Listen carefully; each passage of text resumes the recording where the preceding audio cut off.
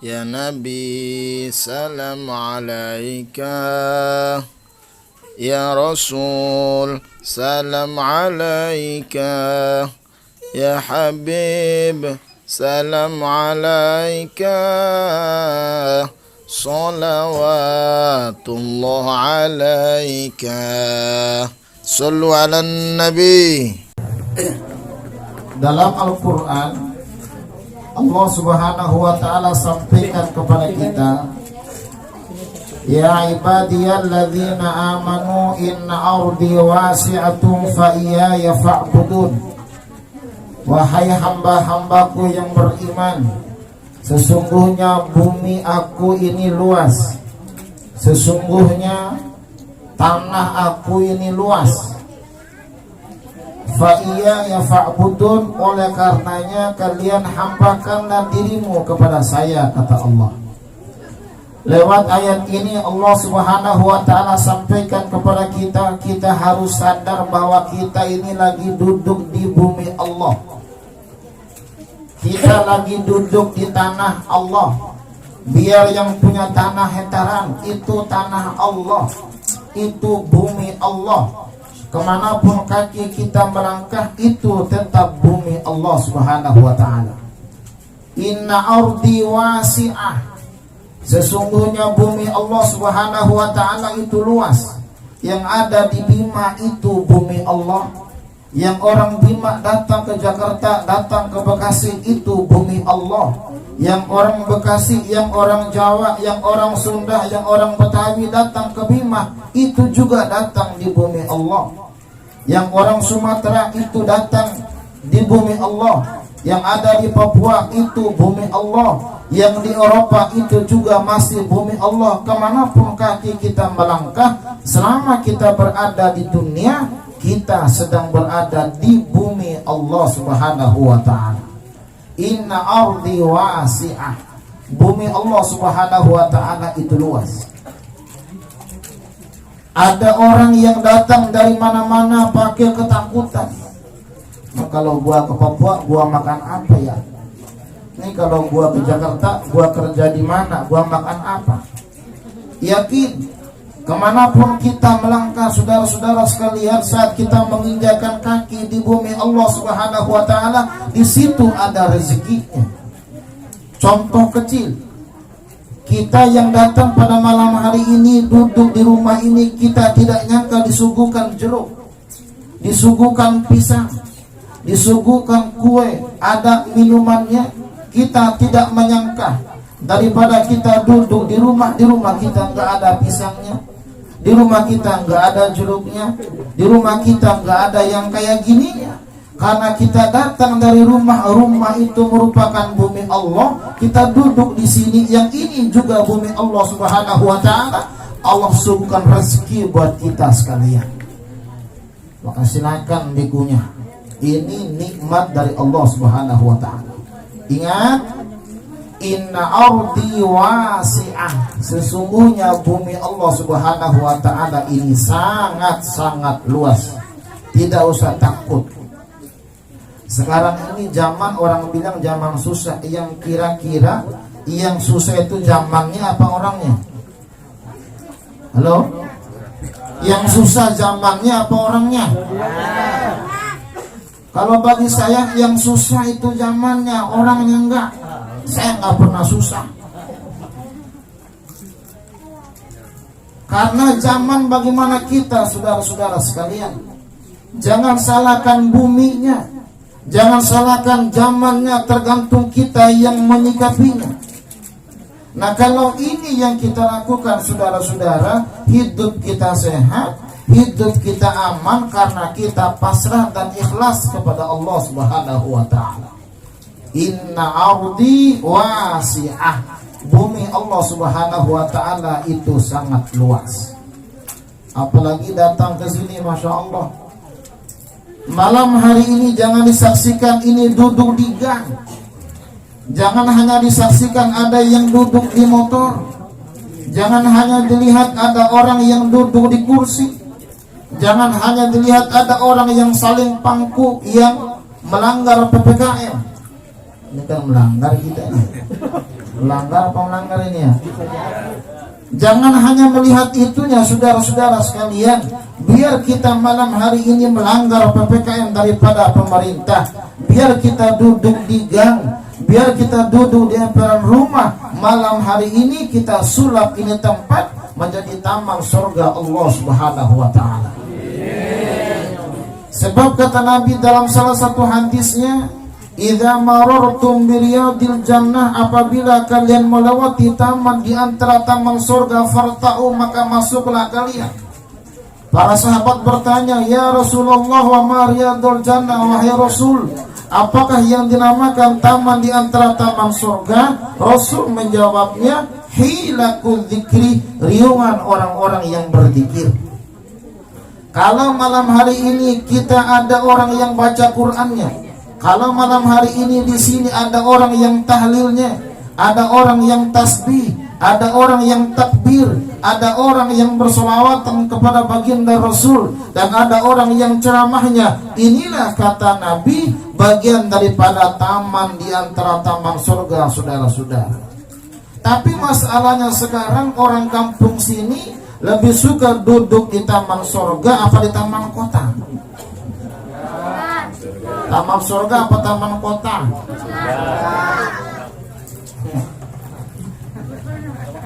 Nggak usah ditanya, biar survei yang membuktikan jawabannya. Coba kalau kita duduk di taman kota, nggak ada yang bilang bid'ah. Timbang kita malam hari ini baca Yasin, baca Quran, tahlil, ngumpul kayak gini dibilang bid'ah. Itu kira-kira orang gila apa orang gila yang ngomong? Nah, ibu bapak yang sama-sama dimuliakan Allah Subhanahu wa taala. Allah Subhanahu wa taala telah menyiapkan bumi ini untuk kita sekalian, bahwa bumi ini diwariskan oleh orang-orang yang beriman.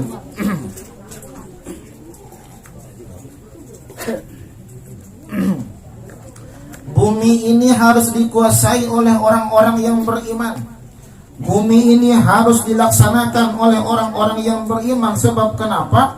Kalau dikuasai oleh orang-orang durjana, dikuasai oleh orang-orang kafir, dikuasai oleh orang-orang yang berbuat dosa, maka bumi ini akan rusak, maka bumi ini akan hancur. Maka harus ada orang-orang soleh yang menguasai bumi ini. Harus ada orang-orang soleh yang jadi insinyur. Harus ada orang-orang soleh yang jadi arsitek.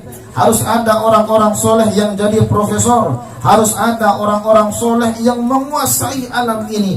Kalau orang soleh yang menguasai bumi ini, jemaah sekalian, maka bumi ini akan diselamatkan oleh Allah Subhanahu wa ta'ala.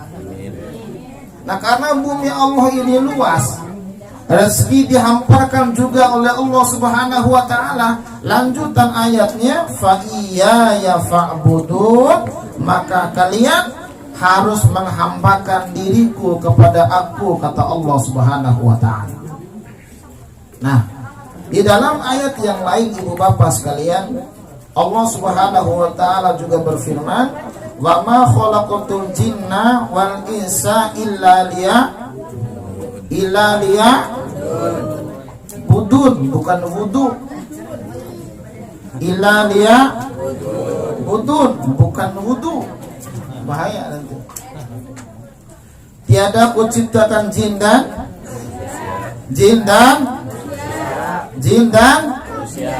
jun. Jin dan manusia. Jin nih, si manis jembatan, tuyul dan mbak, suster, wewe, ya suka nonton TV rupanya. Ibu-ibu saya mau ngasih tahu ya bu, jangan suka ngajak suami nonton sinetron.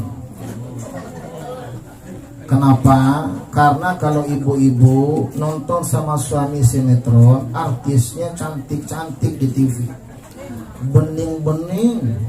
Kalau minum air kelihatan air masuk ke tenggorokannya. Dan nonton sama suami ibu, artisnya cantik, istrinya ya mau sih, mau muntah rupanya.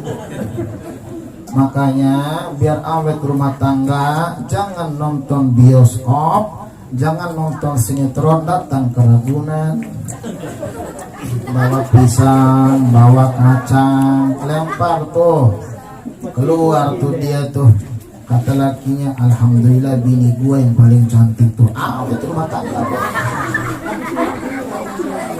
Nah.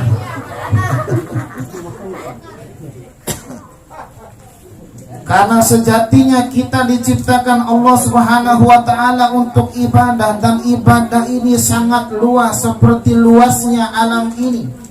Kemanapun kaki kita melangkah, kita gunakan untuk ibadah kepada Allah. Yang kerja, niatkan untuk ibadah. Yang cari nafkah, niatkan untuk ibadah. Ada yang bagian masuk kantornya, niatkan untuk ibadah. Ada yang masuk PT, niatkan untuk ibadah. Ada yang jual rokok di pinggir-pinggir jalan, niatkan untuk ibadah. Kenapa? Karena cari nafkah itu hukumnya wajib.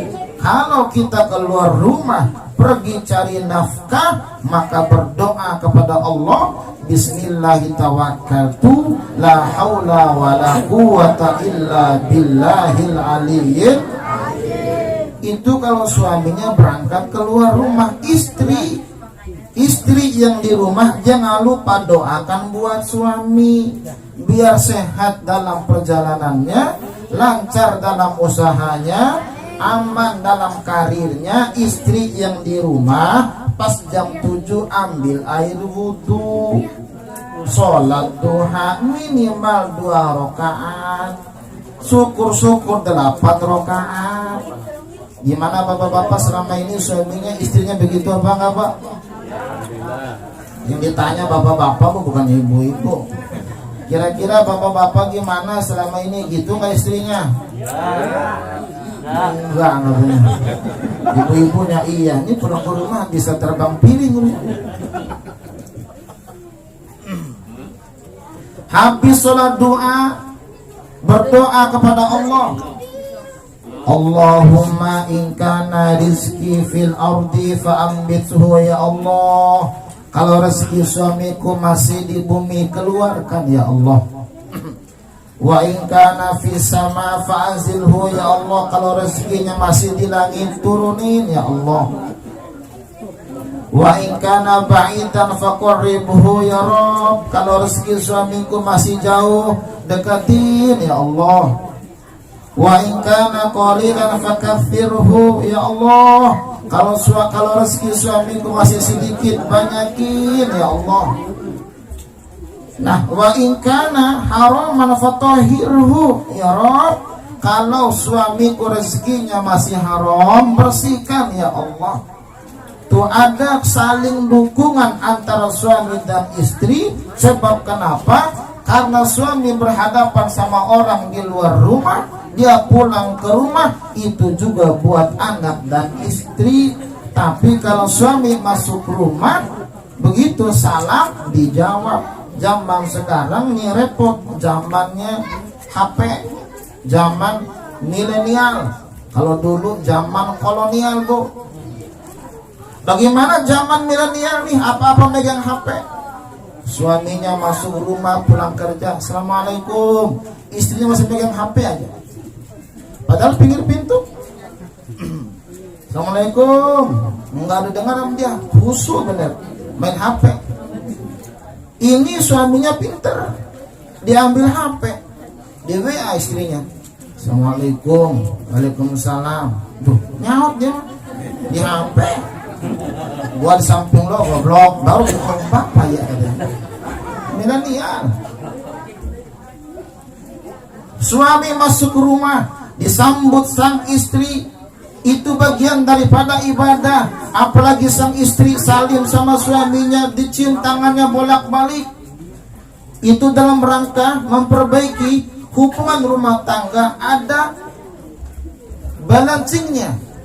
Ada keseimbangan antara satu dan yang lain, supaya dalam mereka mengarungi kehidupan yang luas ini, bumi yang luas ini, mendapatkan ridho dari Allah Subhanahu wa ta'ala.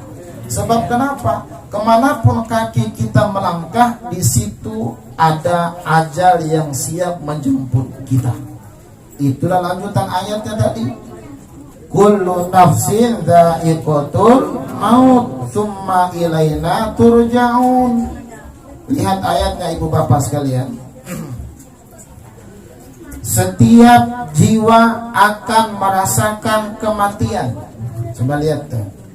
Kullu nafsin dha'iqatul maut. Ayatnya bukan kullu nafsin tamut. Kalau kullu nafsin tamut, setiap kamu akan mati. Tapi ayat yang digunakan Allah Subhanahu wa taala adalah kullu nafsin dha'iqatul maut. Setiap jiwa akan merasakan mati. Berarti mati itu punya rasa. Ana rosok nih, ada rasanya. Nggak percaya, jajal aja. Kenapa ada rasanya? Jangankan dicabut nyawa, saudara-saudara. Kalau kita dicubit ada rasanya. Kalau kita dibacok ada rasanya. Kalau kita dipukul ada rasanya. Saking sakitnya orang sampai mati. Maka mati itu ada rasa. Coba rasain. Orang kalau sudah saat sakaratul maut, tarikan napasnya luar biasa. Karena itu diibaratkan orang kalau terlalu cinta kepada dunia sama seperti pohon yang akarnya tancap ke dalam bumi. Kalau orang yang cinta dunianya biasa-biasa saja, sama seperti pohon yang numpang akarnya di atas tanah.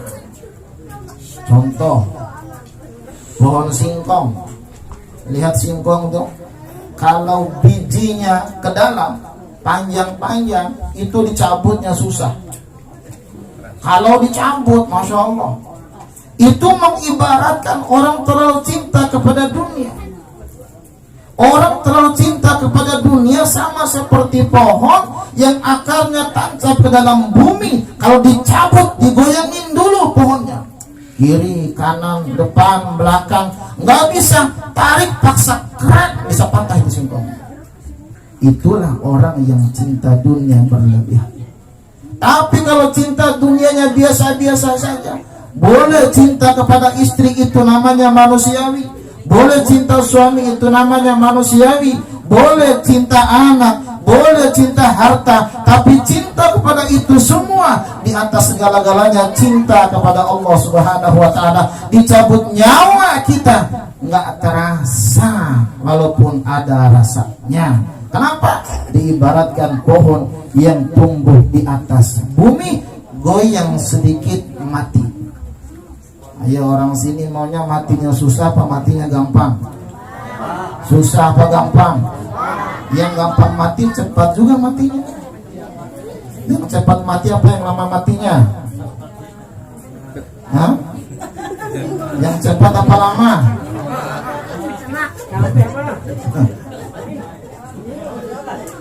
Malaikat nggak takut sama masker.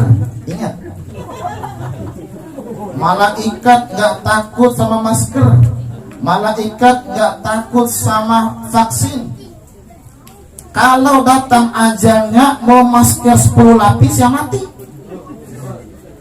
Mau divaksin 3 kali, 4 kali, kalau datang ajalnya mati. Nggak usah divaksin, vaksin juga mati. Nggak usah masker juga. Yang namanya vaksin mah bukan untuk mencegah datang malaikat pencabut nyawa. Vaksin mah untuk menjaga kesehatan. Maka masker mah bukan biar nggak mati. Maka masker mah untuk menjaga kesehatan. Ingat, tanamkan dalam jiwa, maka masker bukan karena takut mati, itu biar tidak tertularnya virus. Divaksin bukan takut mati, tapi itu dalam rangka menjaga kesehatan kita. Wah, pakai masker takut mati, malaikat takut sama masker? Kagak, datang ajal mah habis sudah. Mau digulung satu kampung juga digulung sama malaikat. Malaikat mah nggak takut. Gua hanya arsitek nggak takut, malaikat mah mau bintang 7 puyeng juga nggak bakal takut malaikat. Datang ajal mati ya mati sudah. Tuh orang sini maunya pakai masker apa enggak? Gak usah dijawab, belum kelihatan semua.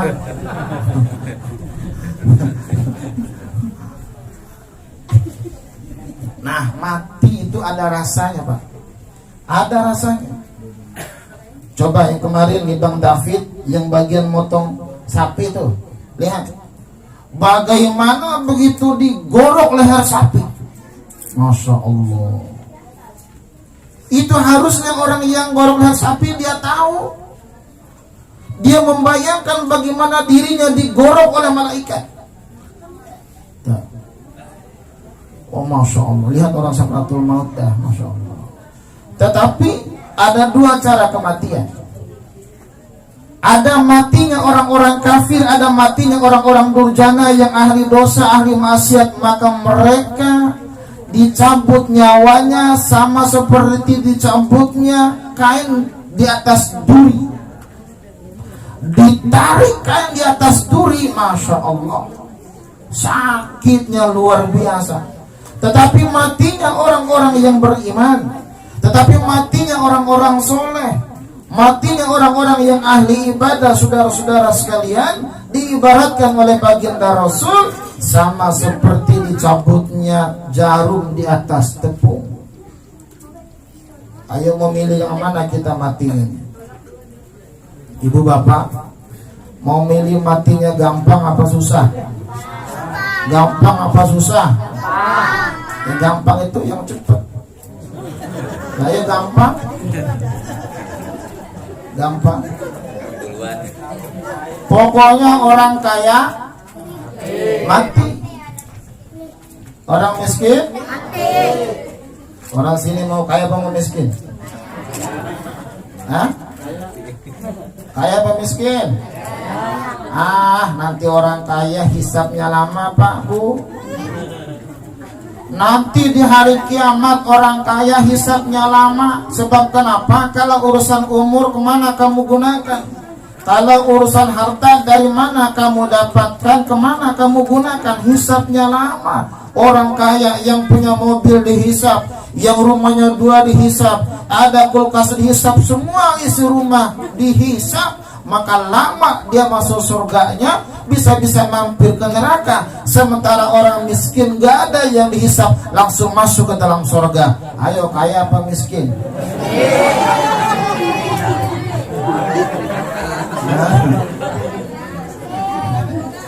Ayo kaya apa miskin? Hah? Kaya masuk surga. Kayaknya. Masya Allah, kalau orang kaya penyakitnya macam-macam. Orang miskin paling penyakitnya masuk angin, flu, mencret, gatal-gatal. Orang kaya Masya Allah, gula, jantung, ginjal, stroke. Tahu stroke Pak? Tahu stroke Bu? Berat, bagaimana 5 truk? Berat. Yang sakit orang kaya Pak Bu, Masya Allah, sakit orang kaya, makan pakai selang. Sementara orang kaya itu punya pembantu, miskin bener, hidup ngontrak melulu, cuman dia kerja di orang kaya. Orang miskin pembantu ini dia buka kulkas, dia makan semaunya, ada daging dia makan daging. Nggak ada pantangannya orang miskin, orang kaya Masya Allah sedikit makan daging darah tinggi, banyak kan nasi gula. Ayo kaya apa miskin Pak Bu?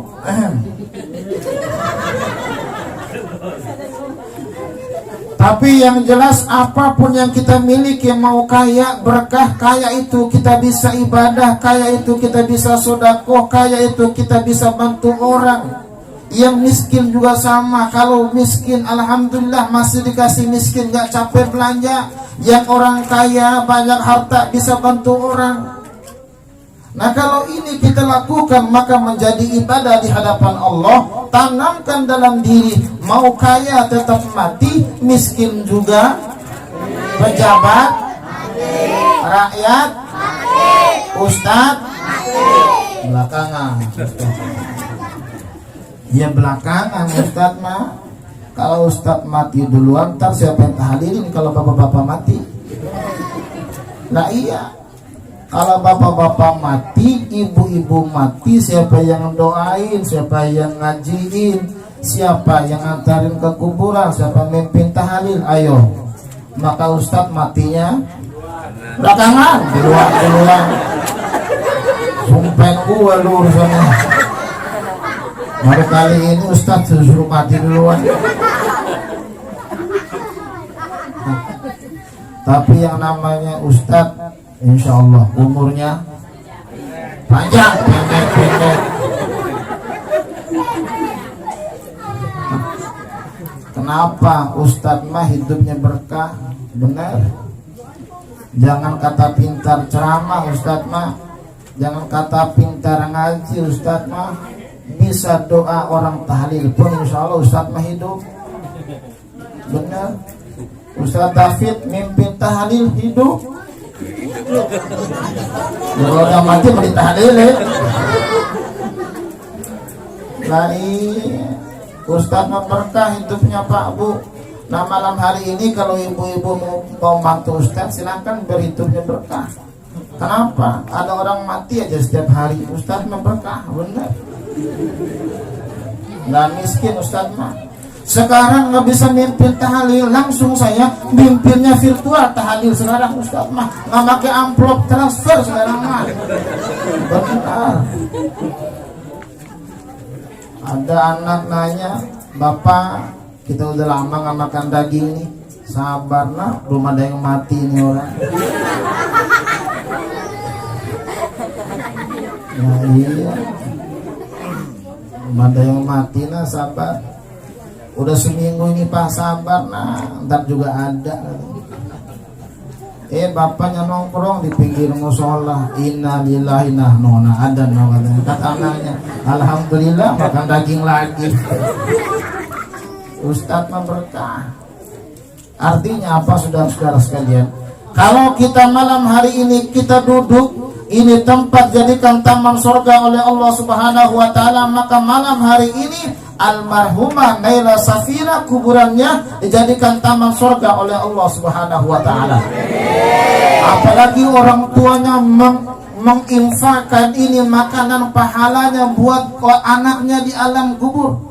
Ini jangan ditanya bagian daripada ratapan orang tua, tidak. Ini orang tua mengeluarkan makanan, orang tua mengeluarkan minuman, orang tua memberikan makanan kepada kita. Ada nasi kotaknya, ada berkatnya. Malam hari ini melimpah. Yakin demi Allah, bapak ibunya menginfakkan buat anaknya yang telah meninggal dunia, dan anaknya menjadi ahli surga oleh Allah Subhanahu wa taala. Ini hebat. Kalau jadi orang NU mah begitu, nggak ada kurus-kurusnya. Nah, coba kalau Ustadz orang Muhammadiyah kurus-kurus, nggak ada berkatnya. Iya, nggak ada tahlilannya. Bayangin aja tuh. Kullu nafsin dha'iqatul maut. Akan ada merasakan kematian ibu bapak sekalian.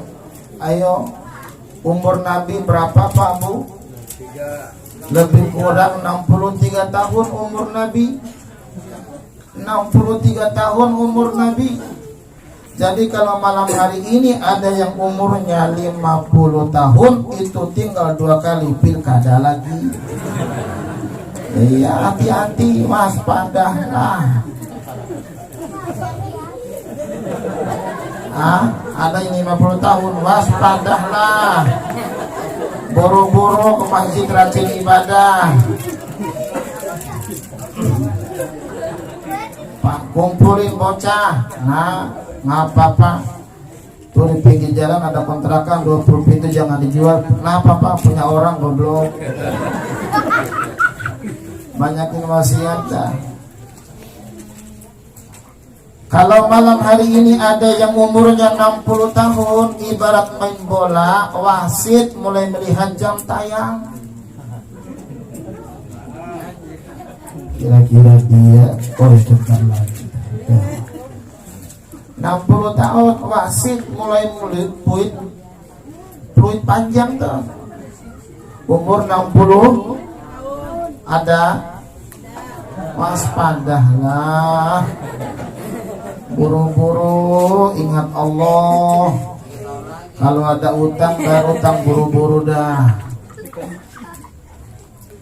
Ternyata lewat dia umurnya sampai 70 tahun. Ada malam hari ini 70 tahun? Ada. Ibarat main bola karena nggak gol-gol, perpanjangan waktu. Panjang waktu Pak Bu.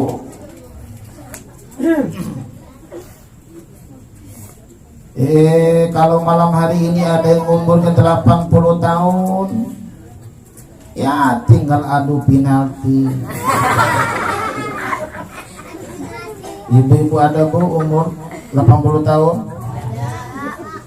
Hati-hati Bu, kalau di rumah masih ada emas, buru-buru kasih ke masjid dah. Sebab kenapa? Kalau ibu-ibu mati duluan, ninggalin kalung, ninggalin cincin emas, ntar buat kawin lagi suaminya. Buru-buru dijual, sumbangin ke masjid, ke musola, pondok pesantren, daripada buat kawin lagi. Ada yang umur 90 tahun, 100 tahun, udah tinggal adu penalti. Yang namanya adu penalti mah gol semua, nggak gol-golnya. Paling juga kalau nggak gol mah dia rawatnya di rumah sakit, hidupnya pakai obat. Tapi kalau sudah umur segitu mah masuk angin modal. Bilangnya angin duduk, bagaimana angin tidur? Tuh, mati semua Pak Bu, mau kemana kita? Oh jangan dilihat saya ini masih gagah, badminton masih kuat, main catur bisa sampai satu malam suntuk. Jangan ngomong begitu nih. Yang malam hari ini kita doakan berapa umurnya meninggal? 12 tahun. Mau ngomong apa lu? Jangan bilang masih gagah. Gua nih gagah naik motor nggak pakai baju, ya pakai motor goblok baju.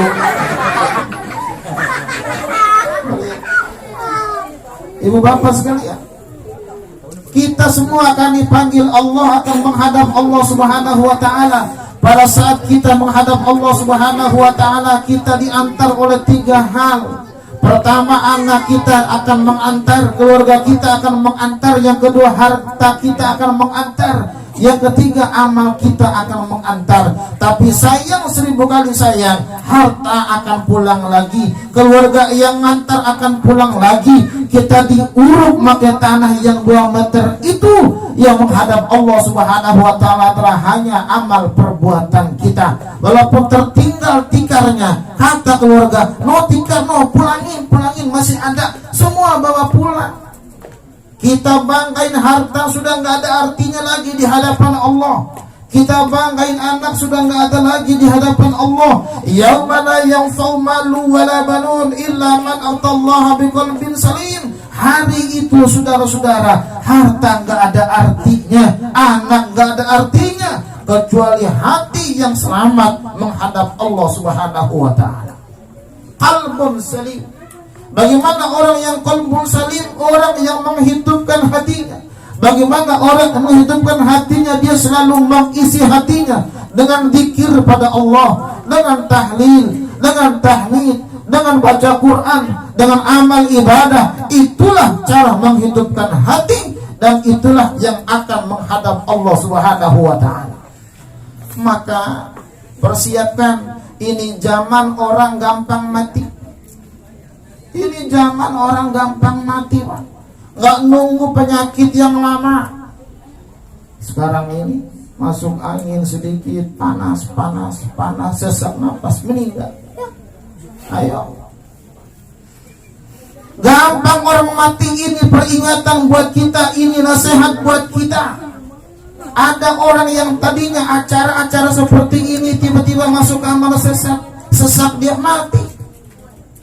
Sekarang ini Masya Allah, kita nggak nyangka bahwa kita pulang dari sini, apa kita masih ada umur kita? Yakin mah boleh. Kalau malaikat datang udah nggak takut malaikat mah. Cabut urusan. Coba lihat jemaah sekalian, ini pelajaran buat kita. bahwa kita semuanya akan meninggalkan dunia ini. Oleh karenanya jangan begitu mencintai dunia. Makanya gimana kata Roma Irama itu? Boleh saja. Jawab dong. Boleh saja kau cintai dunia, tapi ingat suatu saat kau kan meninggalkannya. Sekarang atau lusa, tua ataupun muda, yang pasti kau kan mati juga.